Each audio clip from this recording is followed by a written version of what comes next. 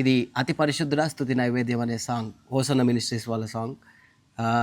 So ఇది ఎలా play చేయాలో మనం నేర్చుకుందాం. తిరకిట తక్కత తిరకిట స్లోగా తిరకిట తక్ తా తిరకిట దింత దిత్ తా అనమాట.